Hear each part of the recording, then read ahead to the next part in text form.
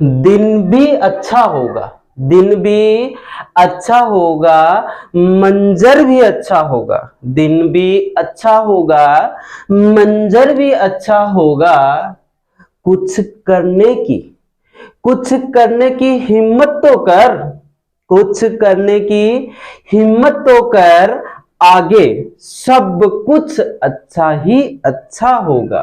कुछ करने की हिम्मत तो कर, आगे सब कुछ अच्छा ही अच्छा होगा। हेलो बच्चों, नमस्कार। आपके अपने यूट्यूब चैनल जीआरपी एजुकेशन में आपका फिर से स्वागत है, वेलकम।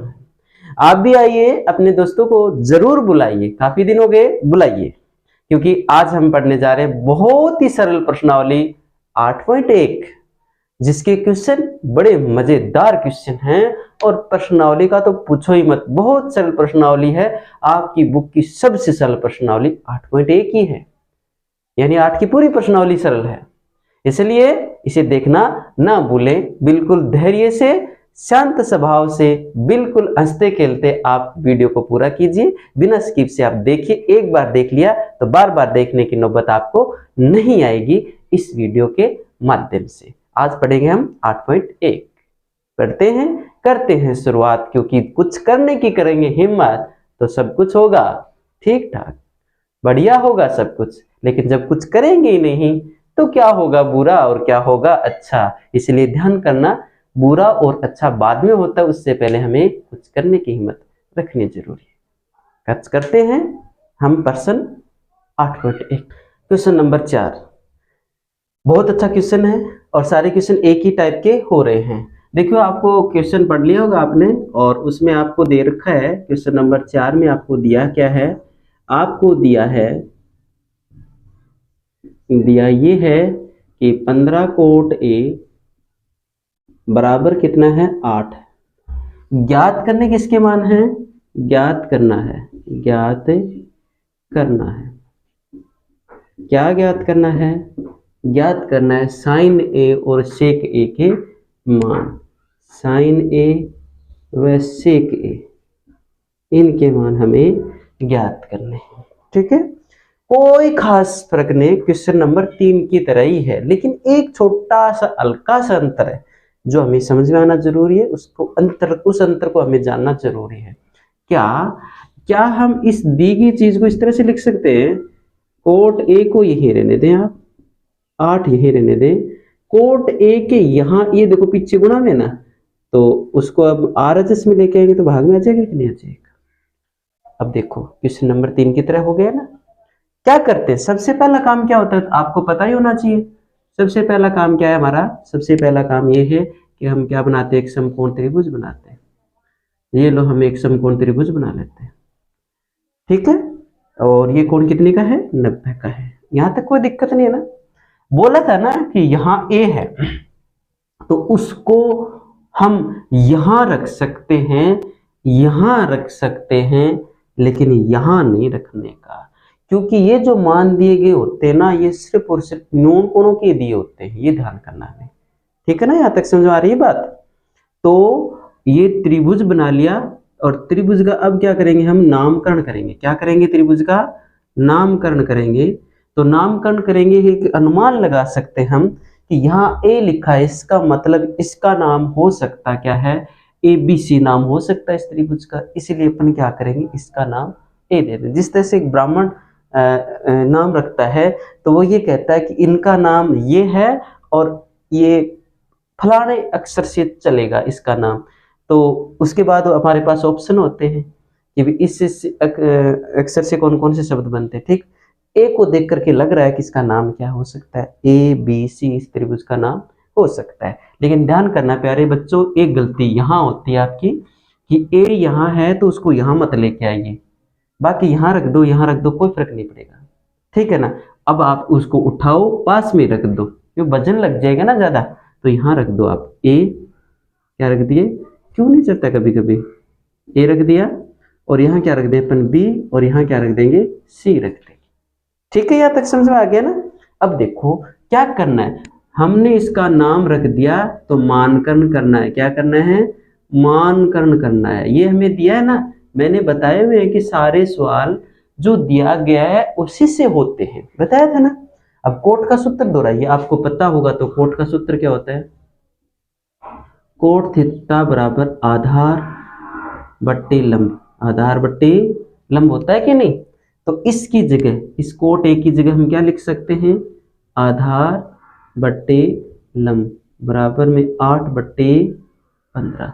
इन आधार का मान 8 हो गया, लंब का मान कितना हो गया, 15 हो गया। आधार का मान 8 हो गया, लंब का मान कितना हो गया, 15 हो गया। ठीक है, तो देखो किसके आधार और लंब है, ये भी पता होना चाहिए हमें भी। आधार का मान 8 आ रहा है, लंब का मान कितना आ रहा है, 15 आ रहा है, लेकिन है किसके, ये कौन से कोण के लंब और आधार हैं, क्योंकि कोण बदलोगे तो लंब और आधार बदल जाते हैं। तो यहाँ ए लिखा है ना, तो ए के ही तो लंब और एक के ही क्या आधार है, तो ये ए है। इसके लिए बताओ आधार कौन सी भुजा होगी, आधार का नाम जब भी बोला जाए जुड़ी हुई भुजा का नाम बता दो। हम किसका आधार ढूंढ रहे हैं, किसका आधार खोज रहे हैं, हम ए का आधार खोज रहे हैं। ये ए है, यहाँ आ जाओ, इससे जुड़ी हुई भुजा ये तो क्या कहलाती है, सदैव कर्ण कहलाती है, लेकिन इससे जुड़ी हुई भुजा ये जो है ना वो क्या कहलाएगी, आधार, जो कितने सेमी का है, 8 सेमी का है।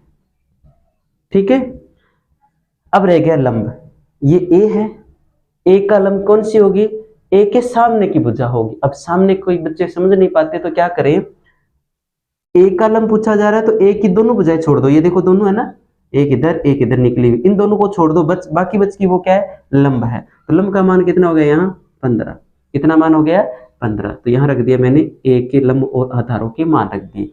ये हमने रखे किसके हैं, ए के हैं, ये ए का आधार ये है, ए का लंब ये है। ठीक है, अब हमारे पास कर्ण नहीं है, और ये कर्ण हम कैसे निकालें, पाइथागोरस प्रमेय से। किस तरह से निकालें, पाइथागोरस प्रमेय से निकालेंगे। ठीक है, तो पाइथागोरस प्रमेय यानी पीजीटी क्या होता है, समकोण त्रिभुज एबीसी में पीजीटी यानी पाइथागोरस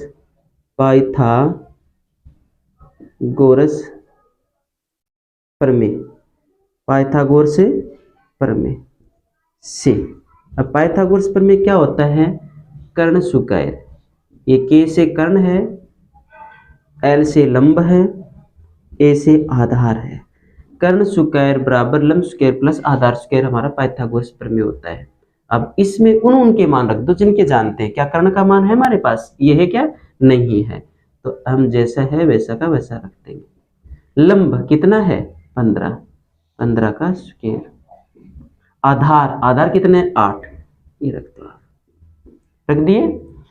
कितना हो जाएगा, कर्ण स्क्वायर के कर्ण स्क्वायर, ये कितने हो गए 15 का स्क्वायर कितना होता है 225, और 8 का स्क्वायर कितने हो गए 64। अब देखो कर्ण स्क्वायर यही रहने दें, आप जोड़ेंगे अपन कितने हो जाएंगे, ये लो 289 हो गए। अब वर्गमूल ले लेंगे दोनों साइड में, तो कर्ण स्क्वायर का वर्गमूल कितना हो जाएगा, ये लो कर्ण स्क्वायर, इस पे रूट लगा दो, 289 पर हम वर्गमूल लगा देंगे इससे, तो कितना हो जाएगा, कर्ण स्क्वायर का वर्गमूल क्या हो जाएगा, 289 का कितना हो जाएगा 17, ये लो कर्ण हो गया 17। ठीक है, जो भुजा हमारे पास थी नहीं वो हमने निकाल ली।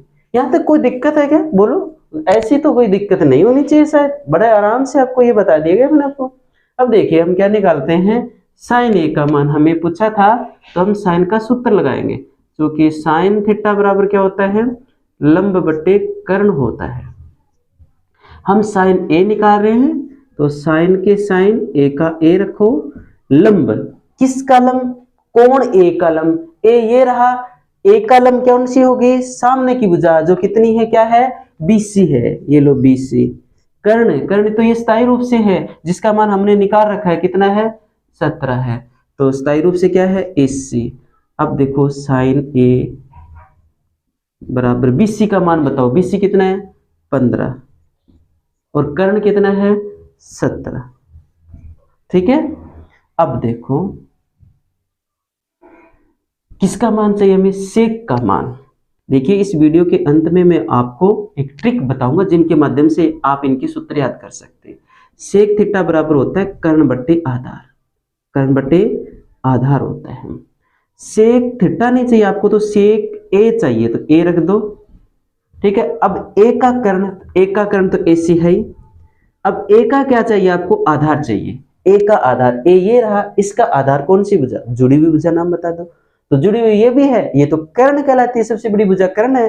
तो फिर ये है, कितना हो गया, इसका नाम है AB। इसका नाम क्या है, AB।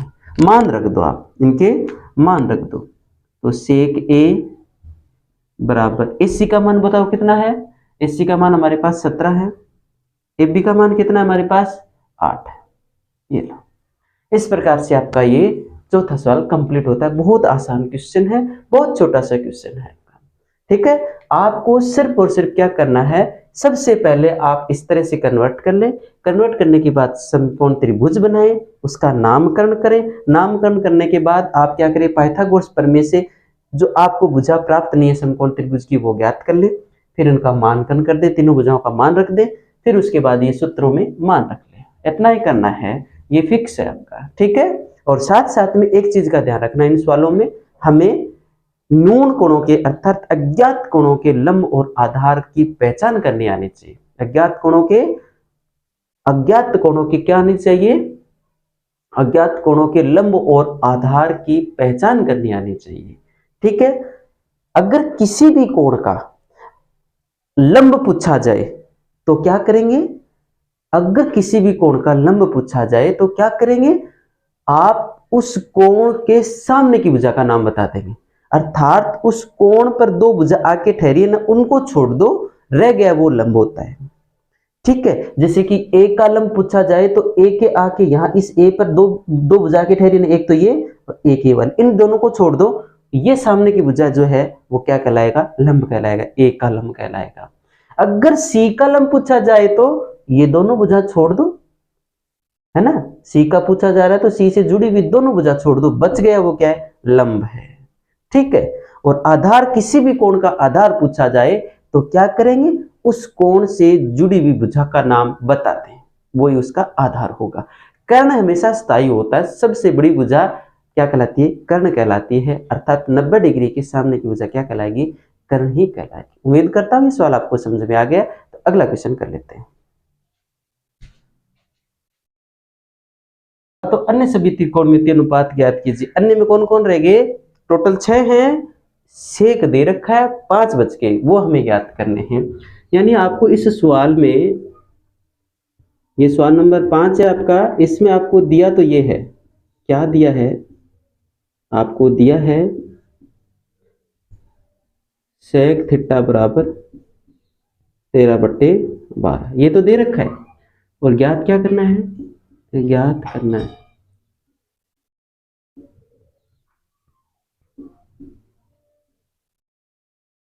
अन्य त्रिकोणमितीय अनुपात, त्रिकोणमितीय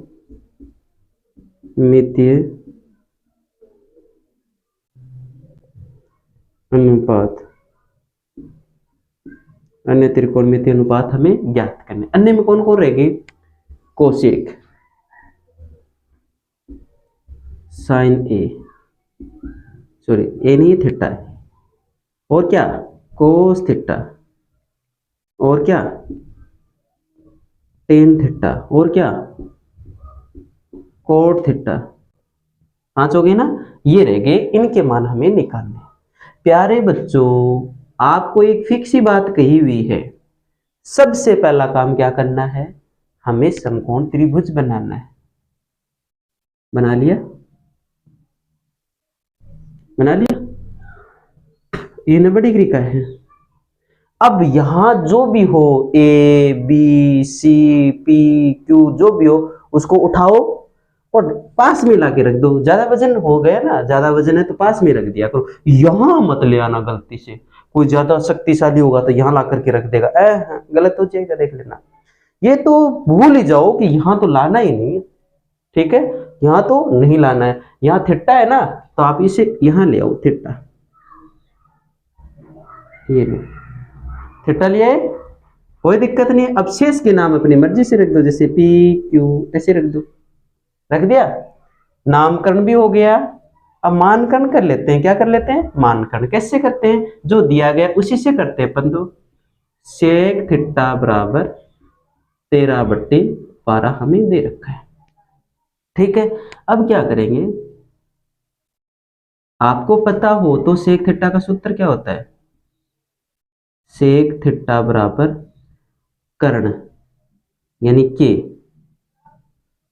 बट्टा आधार यानी ए, ये होता है।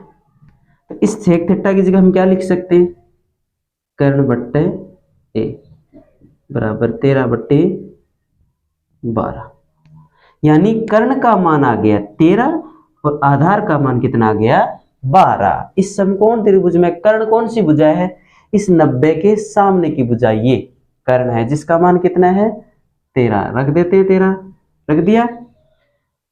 आधार, ये आधार किसका है, क्योंकि कर्ण तो फिक्स ही होता है। अब हमें आधार 12 दे रखा है, आधार का मान कितना दे रखा है 12, लेकिन हमें पता होना चाहिए कि ये किसका मान है, ये किसका मान, ठीक है, ये किसका मान है, तो ये है कोण एक थीटा का, कोण थीटा का आधार है, ये कोण थीटा का आधार। अब थीटा का आधार ये तो है नहीं, क्योंकि ये तो लंब होता है, सामने की भुजा होगी, तो थीटा का आधार कौन सी भुजा है, ये है, इसका मान कितना है 12। अब ये रह गया जिसको अपन कला के माध्यम से ज्ञात कर सकते हैं, कला मतलब पाइथागोरस प्रमेय। तो कोण त्रिभुज थीटा पी क्यू में, थीटा पी क्यू में पीजीटी से, पीजीटी से, पीजीटी क्या है, कर्ण स्क्वायर, यानी पीजीटी का मतलब पाइथागोरस प्रमेय क्या होता है, कर्ण स्क्वायर बराबर लंब स्क्वायर प्लस आधार स्क्वायर। ये लो, तो कर्ण कितना है 13, लंब ये भुजा नहीं है हमारे पास पी क्यू का होल स्क्वायर, आधार कितना है 12, 12 का स्क्वायर,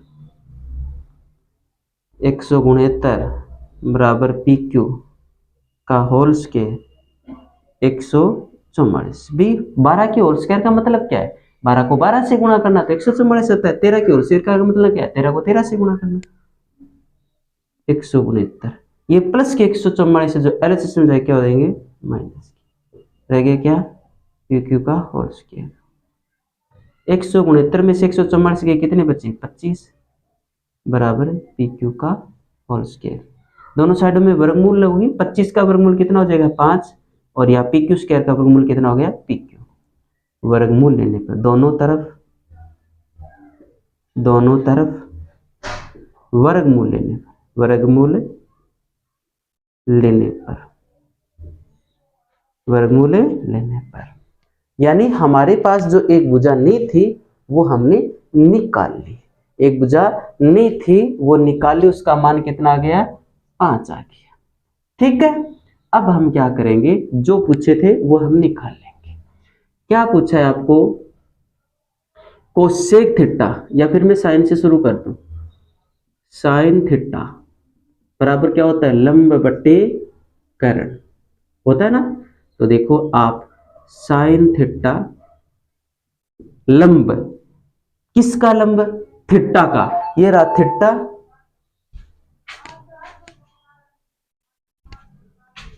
ये रहा थीटा, इसका लंब, जिसका भी लंब पूछा जाए दूर जुड़ी हुई दोनों भुजा को छोड़ करके सामने की भुजा का नाम बता दो, तो क्या हो जाएगा पी क्यू, कर्ण क्या है थीटा क्यू, थीटा क्यू मान रख दो, साइन थीटा पी क्यू का मान कितना है 5 है, और थीटा क्यू का मान कितना है, थीटा क्यू का मान 13 है, ये लो 13। ठीक है, उसके बाद हमें कोस थीटा का मान निकालना है, कोस थीटा बराबर क्या होता है आधार बट्टे कर्ण होता है कि नहीं होता है, चलो होता है, कोस थीटा रखो। ठीक है, अब थीटा का ही आधार देखना है, ये रहा थीटा, इसका आधार इसकी जुड़ी हुई भुजा का नाम, तो क्या है थीटा पी,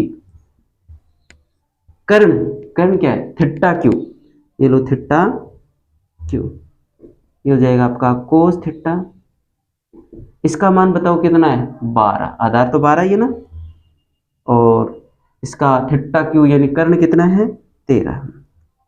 प्यारे बच्चों, शायद मुझे लगता है कि आप कंफ्यूज हो रहे हैं, इसलिए मैं आपको ये टेंशन दूर करता हूं। देखिए कैसे, टेन थीटा बराबर लंब बटे आधार होता है, तो हम टेन थीटा निकाल रहे हैं ना, ये लो थीटा। अब थीटा का लंब चाहिए, ये रहा थीटा, इसका लंब चाहिए, तो लंब का नाम आते ही सामने की भुजा का नाम बता दो। कितना मान है, सीधे मान रख रहा हूं मैं 5, और थीटा का आधार कितना है, जुड़ी हुई भुजा का नाम बता दो 12। अब क्या निकालेंगे हम, कोट थीटा। कोट थीटा का सूत्र होता है आधार बटे लंब, आधार बटे लंब। हम क्या निकाल रहे हैं, कोट थीटा। क्या निकाल रहे हैं, कोट थीटा निकाल रहे हैं। तो थीटा का क्या चाहिए हमें, आधार चाहिए। ये थीटा रहा, और आधार जब भी पूछा जाए जुड़ी हुई भुजा का नाम बता दे 12। अब थीटा का क्या चाहिए हमें, लंब। ये रहा थीटा, इसका लंब। जब भी लंब पूछा जाए उसकी जुड़ी हुई दोनों भुजा को छोड़ करके तीसरी बच गई, वो बता दो 5 हो गई। अब रह गया क्या, साइन कोस टेन कोट आ गया। अब रह गया हमारे पास सिर्फ और सिर्फ क्या रह गया हमारे पास, कोसेक। तो कोसेक का सूत्र क्या होता है, कोसेक थीटा बराबर कर्ण बट्टे लंब होता है, कर्ण बट्टे लंब होता है। तो ये लो कोसेक थीटा। कर्ण से कर्ण का मान निकालो, कर्ण का मान बताओ कितना है, कर्ण तो फिक्स होता है 13। लंब, किसका लंब, थीटा का लंब। ये रहा थीटा, इसका लंब पूछा गया है, तो क्या करें, इन दोनों को जुड़ी हुई भुजाओं को छोड़ करके सामने की भुजा रख दे। कितना, 5। तो 13 बट्टा कितना हो गया, 5। इस प्रकार से आपके 5 के 5 जो आपको त्रिकोणमितीय अनुपात पूछे थे वो निकाल सकते हैं। तरीका सबका एक ही है, सारे सवाल एक ही तरीके से तो रहे। सबसे पहला काम हम क्या करते हैं, दिया गया ज्ञात करना में साइन लिखते हैं, वो तो हर सवाल में लिखते हैं और हर प्रश्नावली में लिखते हैं। उसके बाद पहला काम क्या करता है, समकोण त्रिभुज बनाना है, फिर उसका नामकरण कर दो, नामकरण करने के बाद उसका मानकरण कर दो। मानकरण कर दिया तो तीसरी भुजा जो रह जाती है उसे पीजीटी से यानी पाइथागोरस प्रमेय से निकाल लो। निकालने के बाद तीनों मान यहाँ रख दो। रखने के बाद जो जो आपको मान पूछे गए उनके सूत्र लिखो, और सूत्र रखने के बाद उनके मान रखते जाओ। जैसे यहाँ दिक्कत ये आती है अधिकतर बच्चों को कि वो अज्ञात कोण के लंब और आधार पहचानने में उनको दिक्कत आती है। ठीक है, तो जैसे हम कोण को बदलते हैं लंब और आधार भी बदल जाते हैं, लेकिन कर्ण हमेशा क्या होता है, स्थायी होता है। अरे बात समझ में, उम्मीद करता हूँ कि ये आपको समझ में आ गया होगा। समझ में आ गया है तो कमेंट करके जरूर बताएं, वीडियो को लाइक करें, शेयर करें, अपने दोस्तों को भी बताएं। ये आपसे हमारी रिक्वेस्ट है कि आप जरूर ऐसा करोगे।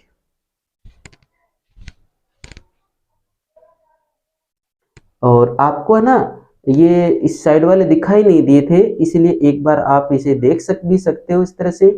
और ये अगर आपने दिखाई नहीं दिए तो कोशिश करें प्लीज कि आप लोग इन्हें समझने की, कि मैं जो बोला था वो आप लिखे होंगे, देखे होंगे, समझे गए होंगे। अब आपको ये दिखाई भी दे रहा होगा। तो प्यारे बच्चों, ये पता नहीं था कि आपको दिखाई नहीं दे रहा है, इसीलिए थोड़ा हो गया, और उम्मीद करता हूँ कि अब इस चीज को आप समझेंगे। चलो बढ़ते हैं आगे।